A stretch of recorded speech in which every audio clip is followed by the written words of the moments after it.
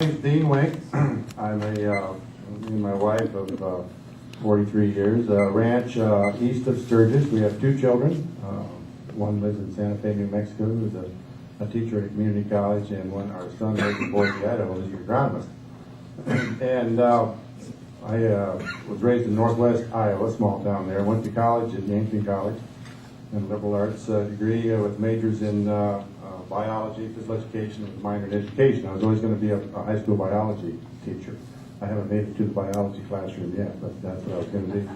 I had an opportunity to play football, and upon graduation from Yankton College, I signed as a free agent with the Philadelphia Eagles, and played football for them for 4 years. And due to injury, I came back and got involved in other things. But during the off season, I went to Westchester State University and got my master's degree. So when the injuries occurred, my alma mater called me and asked me if I wanted to come back and coach at Yankton College. So came back there and coached for a couple of years, and then was asked to serve in the administration as the dean of students and then admissions. Later on, I decided that I think I really preferred to work outdoors, so I got involved in ranching. And so we now are on my Jones family ranch. Her grandfather homesteaded in the early 1900s. I think that I bring background experience in several areas, and that's why I think that I might bring some discussion, debate to the areas of agriculture. I've been involved in agriculture most of my life. Education. My wife is an educator for 40 years. Recently retired. She's half-time now with California State University. She's a professor out there. Our daughter is a teacher down at community college. So education is a part of our conversation pretty much on a daily basis. I'm also involved in economic development. A few years ago, I live out in the Faith School District, and the state condemned the school. And our school district isn't big enough to generate enough income through the capital outlay, so some of us got our heads together and tried to come up with something creative.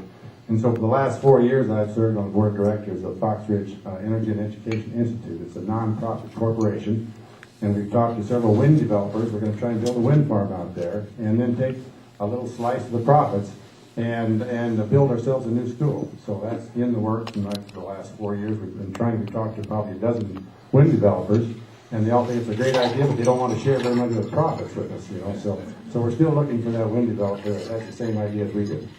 I think one of the reasons I might make a good legislator is just the judgment that I guess brought with me, I guess, through the experiences that I've had. And then in the last 6 years, I've been a Meade County Commissioner, and I think that that's given me some great experience on how government works, how to move issues forward, and how to do the things that you think are important to the county. So I said, I'm going to get the hook, so I'm going to sit down. And part would be the infrastructure and water and sewer, because we all know that there's a lot of rock in this area. And so I think that transportation, because the population's increasing, water and sewer are going to be big items along this.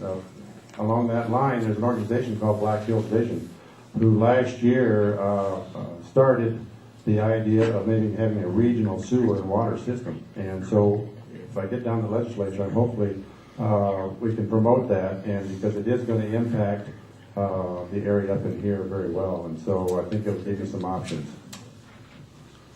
Thank you. Different view than Mr. Levine.